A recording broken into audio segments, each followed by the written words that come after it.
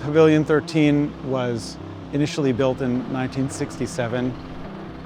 There's a 2-scale model of a coal mine underground that's about 2,000 square meters. The initial intention for the building was as a site for propaganda or mass education for Soviet coal mining. The building has this particular character because the period in which it was built reflected a transformation in official policy in the Soviet Union about how buildings were supposed to be made.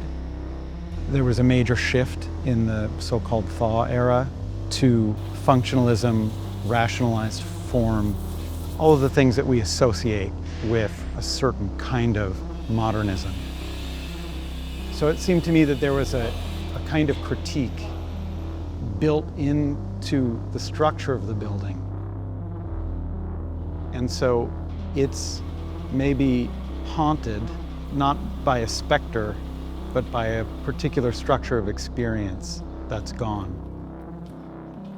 The question is now, how is its transition to a different kind of cultural experience negotiated?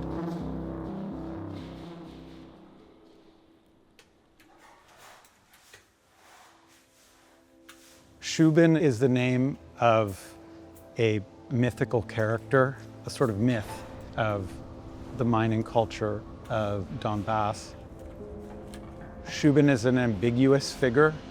He's either represented as the ghost of a miner that helps other miners if there's some kind of mining catastrophe, or he's represented as a sort of imperial era mine owner who traps miners underground when there's a methane leak or something like that. And I liked that ambiguous quality of Shubin, in some sense, perhaps as an echo of my own presence here. Understanding this site as having this relationship to histories of resource extraction, that's not an old story. It's a very present story here. It was important for me, and indeed, it's the point of the project to record that in the present.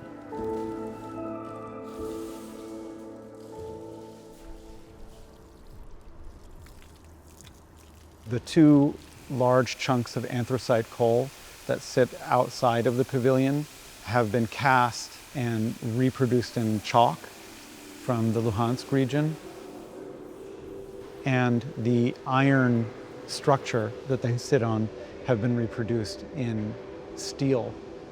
There's a particular material story that I wanted to trace throughout the exhibition, which is embodied in the materials that I've used: coal, iron, steel, and neon. Ukraine produces something like 50 to 70% of the world's neon, which means it enters into contemporary global supply chains through this byproduct of the steel industry here. Coal is made into coke, which produces steel from iron ore, and in steel production, the noble gases such as neon are separated out. Neon is mostly used industrially, not for signs, but in the function and distribution of semiconductor chips. These go into basically everything that we use on a daily basis.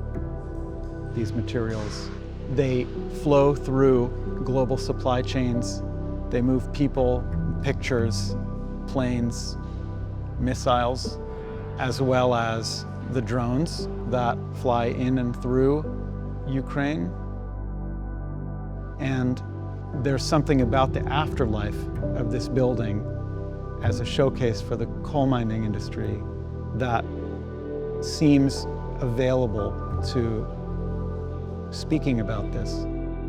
And so I'm really honored to be a part of that in some way.